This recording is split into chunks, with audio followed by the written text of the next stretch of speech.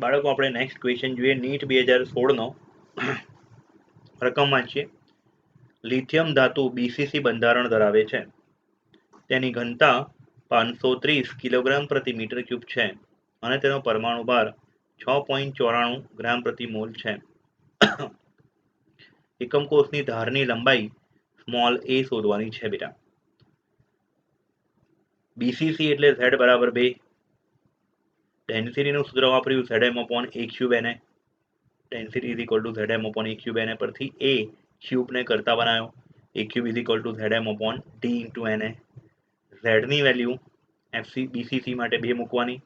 m પરમાણુ ભાર જે આપેલો છે 6.94 ગ્રામ પ્રતિ મોલ અને ઘનતા ડેન્સિટી જે છે એ કિલોગ્રામ પ્રતિ મીટર ક્યુબ. એટલે કાં તો આ કિલોગ્રામને ગ્રામમાં લઈ લો પછી કરો, ઠીક છે, અથવા તો પછી આ જે ગ્રામ છે ને કિલોગ્રામમાં કન્વર્ટ કરી નાખો. તો 6.94 ને પહેલા તો હું 7 લઈ લઉં આશરે 7 ગ્રામ, એને કિલોગ્રામમાં કન્વર્ટ કરવું હોય તો 7 × 10⁻³ કિલોગ્રામ. કેમ કે ગ્રામ નાનો એકમ છે, એનામાંથી મોટા એકમમાં જવું છે તો 1000 વડે ભાગવું પડે. એટલે 7 × 10⁻³ કિલોગ્રામ પર મોલ આપણે એમની કિંમત મૂકીશું. કેમ કે નીચે કિલોગ્રામ છે, ઉપર બી કિલોગ્રામ રાખ્યું. અહીંયા નીચે કિલોગ્રામ પ્રતિ મોલ, કિલોગ્રામ પ્રતિ મીટર ક્યુબ, સોરી ડેન્સિટી છે કિલોગ્રામ પ્રતિ મીટર ક્યુબ અને ઉપર છે કિલોગ્રામ પ્રતિ મોલ. કિલોગ્રામ ઉડી ગયા, છેદનો છેદ અંશમાં ઉપર જશે એટલે મીટર ક્યુબમાં ઘનતાનો આ જે a ક્યુબ છે એ શું આવશે? મીટર ક્યુબમાં આવશે. અને પછી a is equal to meter આવશે. એનો એકમ શું હશે? ધારની લંબાઈનો એકમ મીટર. અને પછી મીટરમાંથી આપણે પિકોમીટરમાં કન્વર્ટ કરી નાખીશું. ઠીક છે બેટા. વેલ્યુ મૂકી બધી, ગુણાકાર અને ભાગાકાર કરતા આપણને મળશે 44 × 10⁻30. પહેલા તમે ભાગાકાર કરશો ને 4 વેલ્યુનો તો જવાબ મળશે 0.0044 × 10⁻26. પછી ડેસિમલ પોઈન્ટને 4 સ્થાન જમણી બાજુ ખસેડશો એટલે મળશે 44 × 10⁻26 માઇનસ 10⁻26 અને -4 એટલે -30 થઈ જશે. ઠીક છે. હવે 44નો ઘનમૂળ નીકાળતા તો આપણને કેલ્ક્યુલેટર વગર આવડે નહીં. તો શું કરશો? કેલ્ક્યુલેટર વગર 44નો ઘનમૂળ નીકાળવો હોય આપણે, બરાબર છે, તો જોવાનું 27 એ કોનો ઘન છે? 3નો. એટલે 3નો ઘન થાય 27, 4નો ઘન થાય 64. એટલે 44નું જે ઘનમૂળ ખરું ને બેટા એ 3 અને 4ની વચ્ચે આવશે. અને 10⁻30નું ઘનમૂળ થશે 10⁻10. ઠીક છે. અને આપણને જે 4 ઓપ્શન આપ્યા છે ને એમાંથી એક જ ઓપ્શન એવો છે જેમાં 3 ને 4ની વચ્ચે ફિગર બેસે જ. જો અહીંયા 527, અહીંયા 264, 154 ને 352. એટલે 3 અને 4ની વચ્ચે બેસે એવો એક જ જવાબ છે ડી. એટલે આપણો જવાબ આ 3 પોઈન્ટની સમથિંગ હશે. એટલે આખી ગણતરી કરવાની બી જરૂર નથી. આશરે 3 પોઈન્ટ સમથિંગ લઈ લો, 3.1 લઈ લો, ચલો ને, ગુણ્યા 10⁻10 અને પછી આગળ તમે મીટર ને પિકોમીટરમાં કન્વર્ટ કરશો એટલે 300 સમથિંગ પિકોમીટર થાય અને એવો એક જ જવાબ છે ડી. એટલે અહીંયા જવાબ આવશે ડી. આ મેં એક્ઝેક્ટ ગણતરી કરેલી છે. ઠીક છે. પણ કેલ્સી વગર તમારે માઇન્ડ ચલાવવાનું હોય થોડુંક. પછી નીટ 2013નો પ્રશ્ન બેટા. નીટ 2013મો પ્રશ્ન રકમ વાંચો. એક ધાતુ એફસીસી પ્રકારે સ્ફટિકીકરણ પામે છે. તેમાં એકમ કોષની ધારની લંબાઈ સ્મોલ a 404 પિકોમીટર છે. તેની ઘનતા 2.72 ગ્રામ પ્રતિ સેન્ટીમીટર ક્યુબ છે. તો ધાતુનો પરમાણુ ભાર એટલે કે મોલર દળ શોધો. એફસીસી એટલે Z બરાબર 4 મૂકવાનું. ધારની લંબાઈ સ્મોલ a આપેલી છે 404 પિકોમીટર, એને સેન્ટીમીટરમાં કન્વર્ટ કરી નાખવાની કેમ કે ઘનતા ગ્રામ પ્રતિ સેન્ટીમીટર ક્યુબમાં છે બેટા. અને પરમાણુ ભાર આપણને નીચે જો ગ્રામ પ્રતિ મોલમાં આપેલો છે એટલે ઘનતાને બી ગ્રામમાં જ રહેવા દેવાની, કંઈ ફેર નહીં કરવાનો. ઠીક છે. તો સૂત્ર સિમ્પલ વાપરવાનું છે, જાતે વાપરી નાખજો, તમે સોલ્વ જાતે કરજો આ દાખલો. પણ આમાં 27 અને 30 વચ્ચે બહુ જાજો ફરક નથી, એટલે તમારે થોડી એક્યુરેસી રાખીને ગણતરી કરવી પડશે. ઓકે. પછી આગળ 5મો પ્રશ્ન પીએમટી 2012માં પૂછાયેલો. એક ધાતુ એફસીસી બંધારણ ધરાવે છે. તેમાં એકમ કોષની ધારની લંબાઈ a 408 પિકોમીટર છે. તો ધાતુની પરમાણુની ત્રિજ્યા શોધો r. હવે આમાં કોઈ વ્યક્તિ ઘનતાનું સૂત્ર વાપર કરવાનું વિચારે તો આમાં જરૂર નહીં ઘનતાનું સૂત્ર. કેમ કે એફસીસી એટલે સિમ્પલ એફસીસીનું સૂત્ર એક તો ડેન્સિટી વાળું તો વપરાય જ વપરાય, પણ જરૂર નથી. અહીંયા આપણે શું કરીશું? અહીંયા એફસીસી માટે a is equal two 2√2r અથવા √2 is equal to 4r, whatever, બેમાંથી ગમે તે વાપરો, પણ ટૂંકમાં a અને r વચ્ચેનો સંબંધ પૂછ્યો છે ખાલી આપણે. એટલે પહેલું કોષ્ટક લાસ્ટ ટુ લાસ્ટ વિડીયોની પહેલી શરૂઆતની 5-10 સેકન્ડ તમે જોજો, એમાં મેં એક ટેબલ વિશે ચર્ચા કરી છે. તેમાં આ વસ્તુ કીધેલી છે કે એફસીસી માટે a is equal two 2√2r એ આપેલી છે, આરને કરતા બનાવવાનું, પતી ગઈ વાત. એટલે અહીં આ હિન્ટમાં મેં પહેલું જે લખ્યું છે ને એ ખોટું લખ્યું છે. ડાયરેક્ટ જ તમારે શું વાપરવાનું છે, a is equal two 2√2r પરથી r શોધી કાઢવાની છે. ઓકે, ચલો એના પછી પીએમટી 2012 નો પ્રશ્ન. હા, આ હિન્ટ જે 1 નંબરની છે એ તમને ક્યાં કામ લાગશે? આની આગળના દાખલામાં કામ લાગશે. અને આ હિન્ટ 2 જે છે એ ક્યાં કામ લાગશે? આ દાખલામાં, 5મા દાખલામાં. ઠીક છે ને? જે પીએમટી 2012માં પૂછાયેલો પ્રશ્ન, એક ઓક્સાઇડ સંયોજન એમાં O-2 આયન સીસીપી રચના ધરાવે છે. O-2 કેવી રીતના ધરાવે છે? સીસીપી. 1/4 ટી છિદ્રો, એક ચતુર્થાંશ ટી છિદ્રો ટેટ્રાહેડ્રલ વોઇડ ધન આયન E દ્વારા અને બધા જ ઓક્ટાહેડ્રલ છિદ્ર ધન આયન B દ્વારા રોકાય છે. તો સંયોજનનું સૂત્ર શું હશે? વિચારો. ઓક્સાઇડ O-2 ક્યાં છે? સીસીપી રચનામાં, એટલે એકમ કોષ દીઠ ઓક્સાઇડની સંખ્યા 4. કુલ ટી છિદ્રો હોય 8, પણ 8નો 1/4 ભાગ એટલે 8 × 1/4 એટલે 2. એટલે oxide is equal to 4, A is equal to 2 only, અને B is equal to 4. Why? કેમ કે ઓક્ટાહેડ્રલ છિદ્ર 4 હોય અને બધા જ રોકાઈ ગયા. એટલે A equal to 2, B equal to 4, O equal to 4. અને રેશિયો લઈ લો તમે 2:4:4. તો જવાબ શું આવે? 1:2:2. એટલે AB2O2. જવાબ શું આવશે? D for Devang sir. ઠીક છે? અમે અહીંયા રીત શીખવાડી છે, જોઈ લેજો, ખ્યાલ આવશે.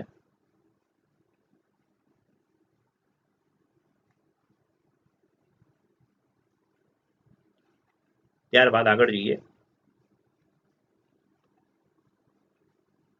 ઓકે, પીએમટી 2011માં પૂછાયેલો પ્રશ્ન, એક ઘન સંયોજન, એક સોલિડ કમ્પાઉન્ડ XY ની રચના NaCl જેવી છે.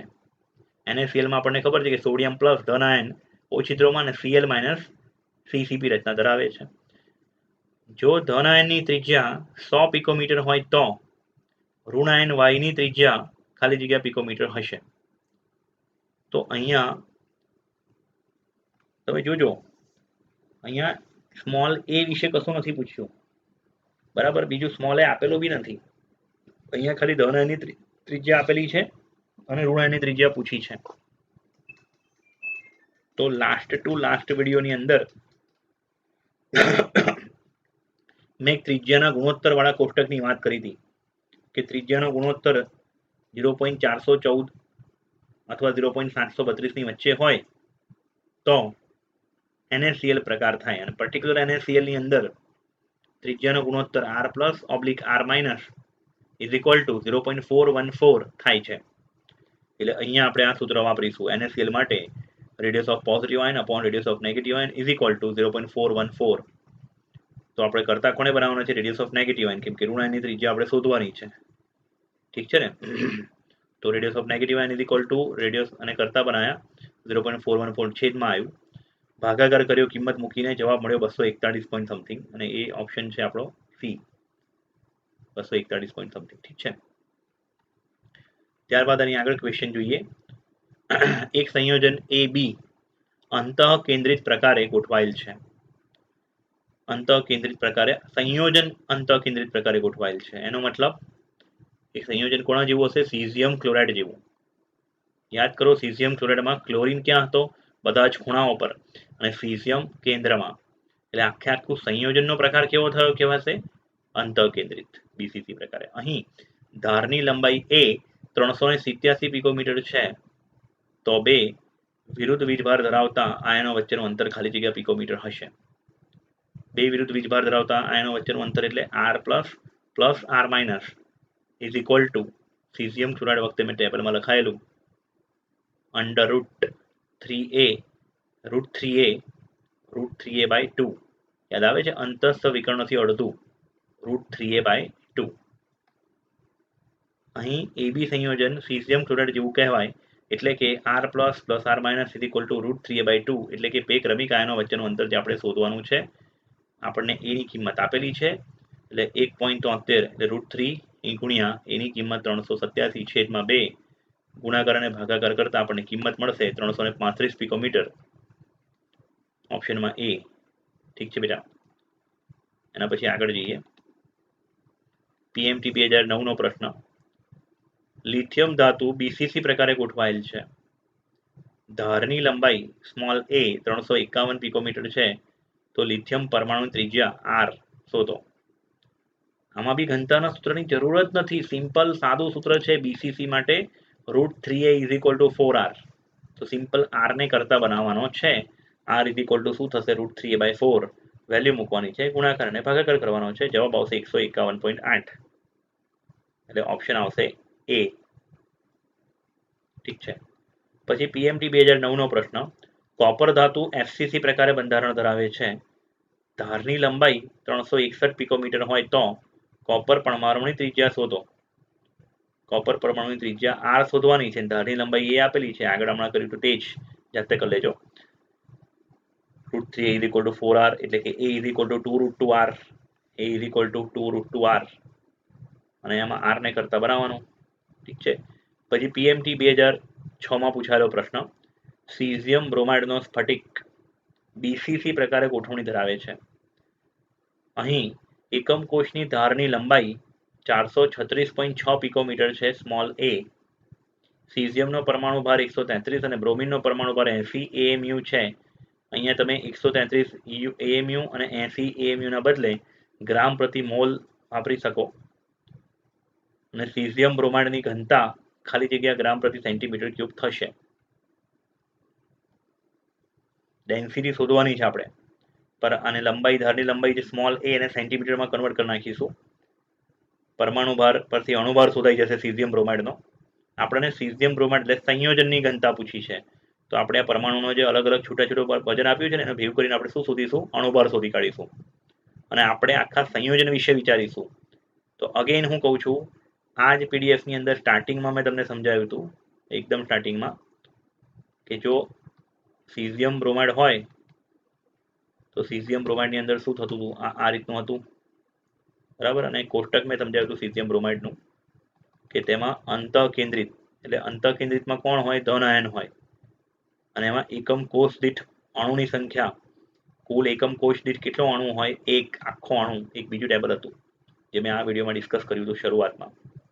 ઠીક છે, ભૂલ ના થાય. તો તમારે અહીંયા સીઝિયમ બ્રોમાઇડ માટે Z બરાબર કારીગરી એ જ છે આખા દાખલાની કે Z બરાબર ભૂલથી 2 ના લઈ લેતા. રકમમાં ઉપર તમે જુઓ BCC જોઈને બે ઠોકા ઠોક. BCC માટે Z બરાબર 2. સાચી વાત છે, BCC માટે Z બરાબર 2 લેવાય, પણ ક્યારે? જ્યારે એક જ પ્રકારના પરમાણુઓ ખૂણાઓ પર હોય ને કેન્દ્રમાં બી એ જ પરમાણુ હોય. પરંતુ અહીં ખૂણાઓ પર બ્રોમિન છે Br- અને વચ્ચે છે સીઝિયમ. એનો મતલબ બ્રોમિન આયનની સંખ્યા 1, સીઝિયમની સંખ્યા પણ 1. પણ સમગ્ર બે ભેગા થઈને જ્યારે અણુ બનાવે તો અણુની સંખ્યા શું થશે? 1. ખ્યાલ આવે છે બેટા? અને આપણે દાખલો અણુ માટે ગણવાનો છે એટલે Z બરાબર 1 લઈશું. આપણી ઓપન ચેલેન્જ છે. આમાં કોઈને તકલીફ ના પડી હોય, તકલીફ થઈ હોય તો બિંદાસ મને વોટ્સએપ પર ક્વેશ્ચન પૂછી શકો છો, એનું સોલ્યુશન હું આપીશ. પણ સિમ્પલ રીતે મેં સમજાવ્યું છે. તકલીફ ના જ થવી જોઈએ. થાય તો હું બેઠો છું. ઓકે, પણ આ ચેલેન્જ છે, આ સાચું છે. આમાં કન્ફ્યુઝ થતા નહીં બેટા. ઓકે, ડેન્સિટી બરાબર Zm/a³ ને આમાં Z ની વેલ્યુ 1 મૂકી, પરમાણુ ભાર 213, a³ જે ઘનતા રકમમાં આપણે ધારની લંબાઈ જે આપેલી છે 436.6 પિકોમીટર, એને આપણે શેમાં ફેરવી કાઢ્યું? સેન્ટીમીટરમાં. 436.6 ગુણ્યા 10⁻10 સેન્ટીમીટર એટલે કે 4.36 × 10⁻8 સેન્ટીમીટર. 4.36 ને હું 4.4 લઈ લઉં એટલે આશરે 4.4 × 10⁻8 સેન્ટીમીટર જે મેં અહીંયા કર્યું છે. 4.4 નો ઘન ગુણ્યા 10⁻24 નો ઘન, 10⁻24 સોરી 10⁻8 નો ઘન થાય 10⁻24. અને એવોગેડ્રો આંક 6.022 ના બદલે, કેમ કે કેલ્ક્યુલેટરનો ઉપયોગ નથી કરવાનો એટલે 6 × 10⁻23. અને આશરે ગુણાકાર ભાગાકાર કરીને રાઉન્ડ અપ લઈને તમે ડેન્સિટી શોધશો તો 4.18 આવશે. થોડું ઘણું અહીંયા આશરે એટલા માટે લઈ શક્યા કેમ કે કિંમતો એટલી નજીક નથી. જુઓ 4.25, 42.5, 0.425 અને 8.25. હા, કદાચ તમે ઝેડની વેલ્યુ 2 લઈને દાખલો કર્યો હોત ને તો જવાબ 8ની આજુબાજુ આવતો. એટલે તમે શું ટીક કરી આવતા? ડી ટીક કરી આવતા ઓપ્શન. પણ અહીં આપણે સાચો જવાબ શું છે આપણા કેસની અંદર? સાચો જવાબ છે 4.18. એટલે એ ઓપ્શન સાચો છે બેટા. ઓકે. પછી પીએમટી 2004માં પ્રશ્ન પૂછાતો, હું શોર્ટમાં રકમ લખું છું. એક્સ બધા જ ખૂણાઓ પર અને વાય ફલકની મધ્યમાં, બધા જ ફલકની મધ્યમાં, તો અણુસૂત્ર શું થશે? સિમ્પલ છે. X is equal two 1/8 into 8 is equal two 1 અને વાય બધી જ ફલકમાં, એનો મતલબ 1/2 ઇન્ટુ 6 3.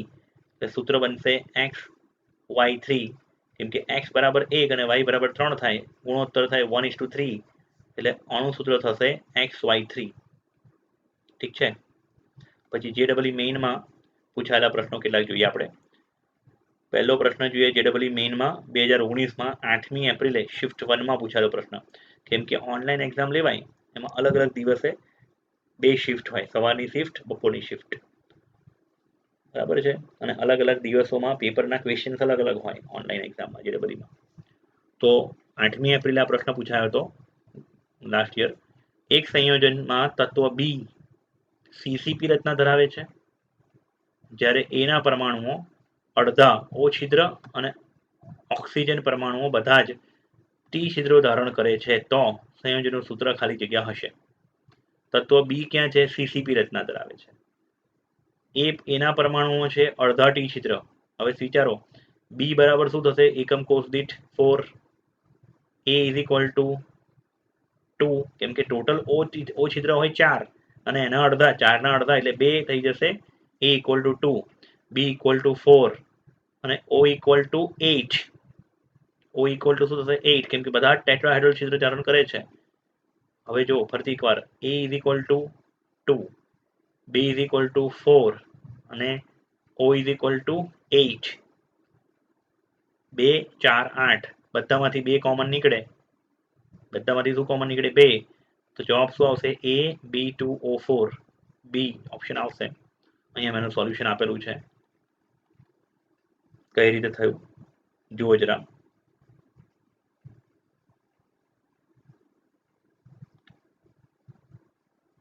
ઓકે. ત્યારબાદ આગળ JEE મેઇન 2019માં 8મી એપ્રિલે જ પણ સેકન્ડ શિફ્ટમાં પ્રશ્ન પૂછાયેલો હતો. 2 આકૃતિઓ દોરેલી છે અહીંયા. આકૃતિ પેપરમાં હતી જ. ઘન 1 અને ઘન 2. પહેલો ઘન જે છે તેમાં 8 ખૂણાઓ પર A અને વચ્ચે પણ A, એટલે બધા પરમાણુઓ સરખા જ.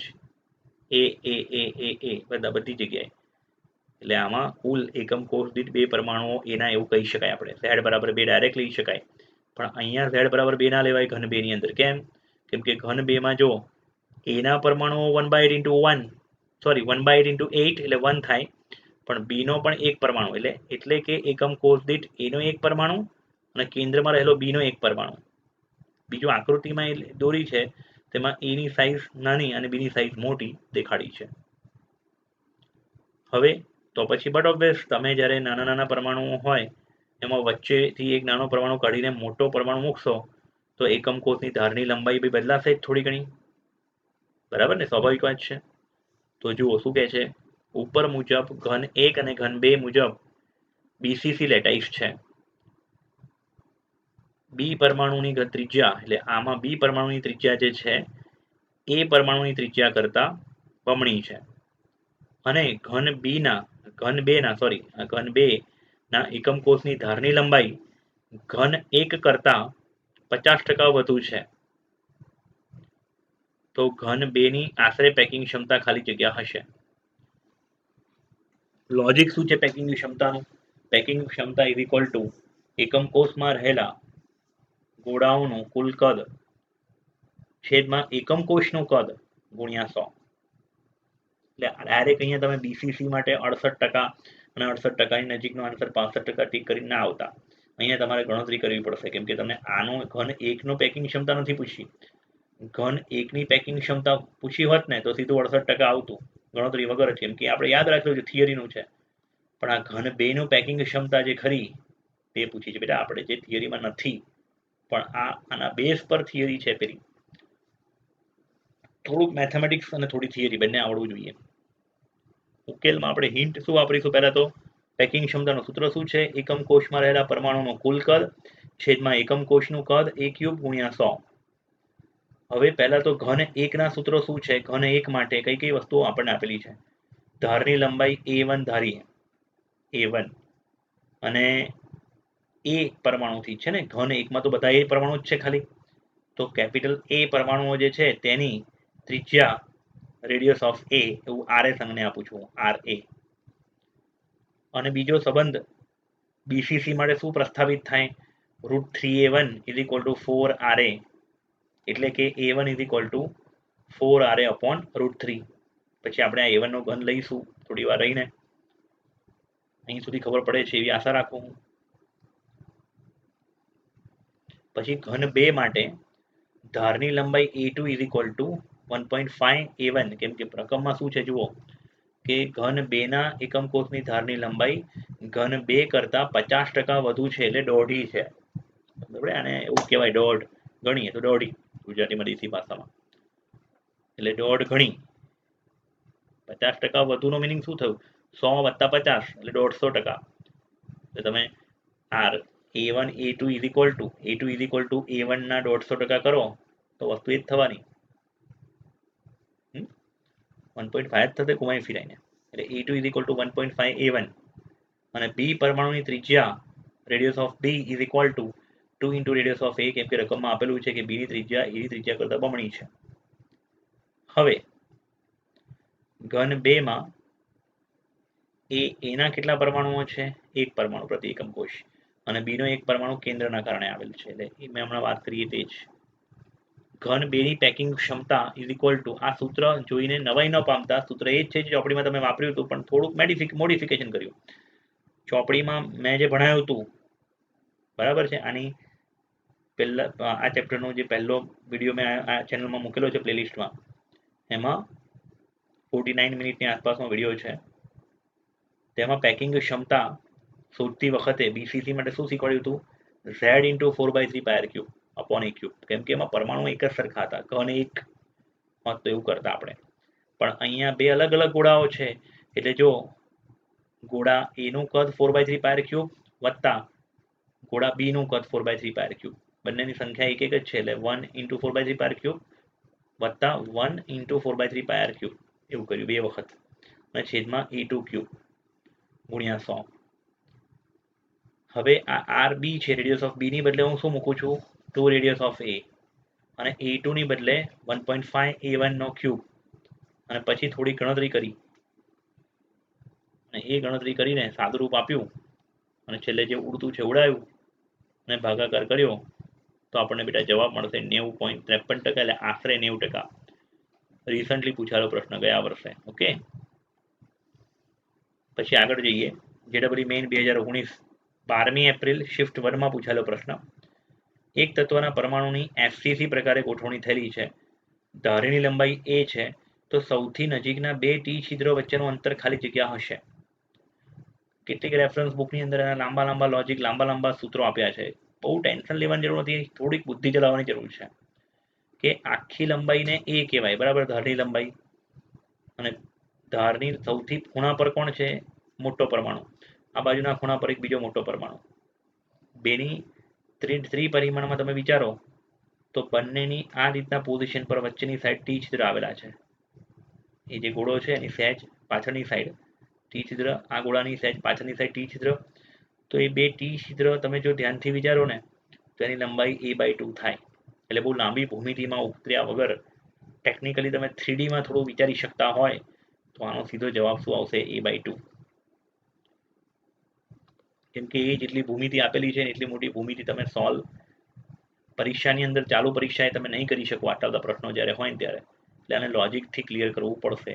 ઓકે, પછી આગળ જઈએ. એ સિવાય તમે બીજા પ્રશ્નો જો જેડબલઈના મેઇનના પૂછલે જોશો ને પાછલા વર્ષના, તો બહુ ઇઝી છે. જેવા આપણે નીટમાં કર્યા હતા ને તેના જેવા જ છે. જો એક પ્રશ્ન છે, sodium and Mg crystallized in BCC and FCC lattice respectively, then the number of atoms sodium and Mg present in a unit cell of the respective crystal is, એટલે કે સોડિયમ અને મેગ્નેશિયમ BCC અને FCC માં ફળીકરણ પામે છે તો એકમ કોષ દીઠ સોડિયમની અને મેગ્નેશિયમની સંખ્યા કેટલી હોય? સોડિયમ હશે 2 અને Mg હશે 4, એટલે 2 and 4 ઓપ્શન છે ડી. ઓકે, પછી બીજો પ્રશ્ન ત્રીજા નંબરનો જુઓ, અહીંયા 2003માં પૂછાયેલો. How many unit cell are present in a cube shape ideal crystal of NaCl mass 1 gram? 1 ગ્રામ. તો આ પ્રશ્નનો જવાબ મેં તમને આગળ ઝૂમના લેક્ચરમાં આપેલો. NaCl નું સ્ટ્રક્ચર તમને પેલું કોષ્ટક યાદ હોવું જોઈએ કે NaCl માટે ક્લોરાઇડ ક્યાં ગોઠવાયેલા છે? CCP લેટાઇસમાં અને સોડિયમ પ્લસ બધા જ ઓક્ટાહાઇડ્રોઇડ વોઇડમાં. એટલે એક એકમ કોષ દીઠ NaCl ના 4 અણુઓ આવેલા છે બેટા. એક એકમ કોષ દીઠ NaCl ના કેટલા અણુઓ આવેલા છે? 4 અણુઓ. તો તમે અણુઓની સંખ્યા શોધી કાઢો મોલ કોન્સેપ્ટ પરથી. પછી ત્રિરાશિ પરથી શું કરશો? 1 ગ્રામ, ગ્રામને અણુ બારથી ભાગશો એટલે તમને મળશે મોલ, મોલને અવોગાડ્રોથી ગુણશો એટલે શું મળશે? NaCl અણુઓની સંખ્યા. અને પછી ત્રિરાશિ શું મૂકશો કે 4 અણુઓ બરાબર 1 એકમ કોષ. તો તમે જે શોધ્યા એટલા અણુઓ બરાબર કેટલા એકમ કોષ. ઠીક છે બેટા, જાતે કરી શકશો ને? ઓકે, ત્યારબાદ આગળ જઈએ આ ચેપ્ટરની અંદર. જે પ્રશ્ન 2019માં હમણાં પૂછાયો એ સેમ પ્રશ્ન 2005માં પૂછાયેલો છે. જો એકદમ easy question. An ionic compound has a unit cell consisting A ions at the corner of the cube and B ions on the center of the faces on the cube. The empirical formula of the compound would be, એટલે A ક્યાં આવેલો છે? ખૂણાઓ પર, અને B આવેલો છે faces એટલે ફલકના મધ્યમાં. A is equal to 1/8 into 8 equal to 1 અને B equal to 1/2 into 6 is equal to 3. A is equal to 1, B is equal to 3, ratio થશે 1:3 એટલે સૂત્ર બનશે AB3. B જવાબ આવશે બેટા અહીંયા. ઠીક છે.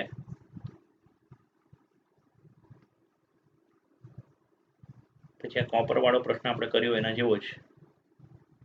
અમુક પ્રશ્નો સરફેસ કેમેસ્ટ્રીના બી વચ્ચે અહીંયા છે. સરફેસ કેમેસ્ટ્રી હજી આપણે ચાલ્યું નથી. ઠીક છે. આ 15મો પ્રશ્ન પર નજર મારો. 2009માં પૂછાયેલો પ્રશ્ન. કોપર હમણાં કરાયો તો કદાચ આના જેવો જ. કોપર માટે FCC લેટાઇસ છે, એની સેલ લેન્થ એટલે કે A સ્મોલ a આપેલું છે અને R શોધવાનું છે. તો સૂત્ર છે FCC માટે √2A = 4R, એટલે કે A = 2√2R અને એમાં R ને કરતા બનાવવાનો છે. પછી નીચે 2010નો પ્રશ્ન તમે જુઓ. એટલે ટૂંકમાં જે હમણાં નીટના જે પ્રશ્નો મેં કરાયેલા ને થોડા એના જેવા જ છે JEEના પ્રશ્નો પણ પાછલા વર્ષના, એ તમે જોજો અને એમાંથી જે ના આવડે એ મને વોટ્સએપ પર તમે કોન્ટેક્ટ કરજો. ઓકે બેટા.